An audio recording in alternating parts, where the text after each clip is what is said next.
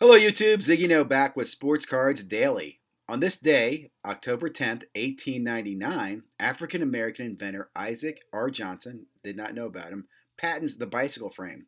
Now, I had no idea about this, and my question is was this like all general bicycle frames, or was it just one specific frame? And wow, didn't know this. And of course, bicycles do become a major sport and a way of transportation, too.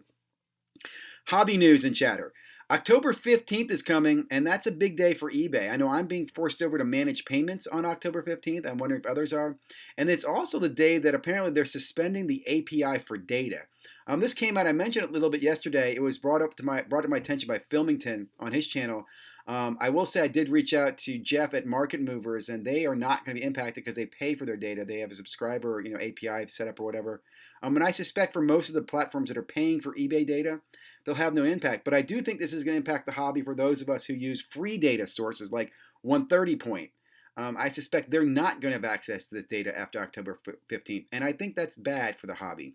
Because I think if data is important, information is important, knowing the comps of stuff is important, and we're going to get less of that in the future. So that could also affect, the value of those payment or those pricing platforms.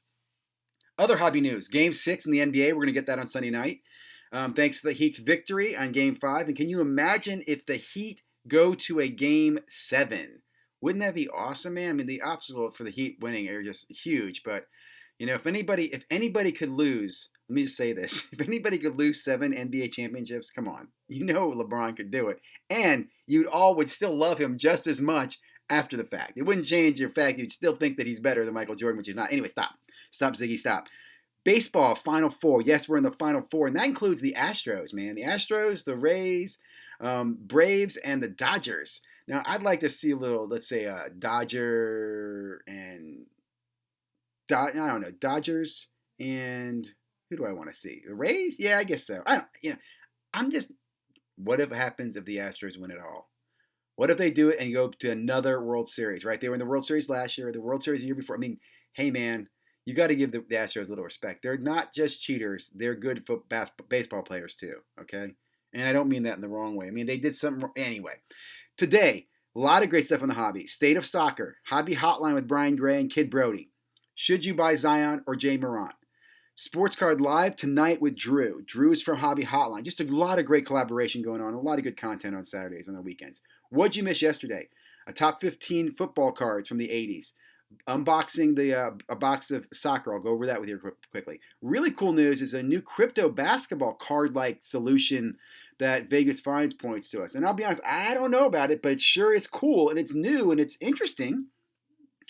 How to decide which cards to grade. Another cool video from a content provider I've been following. I really enjoyed their perspective on this. I'll share more.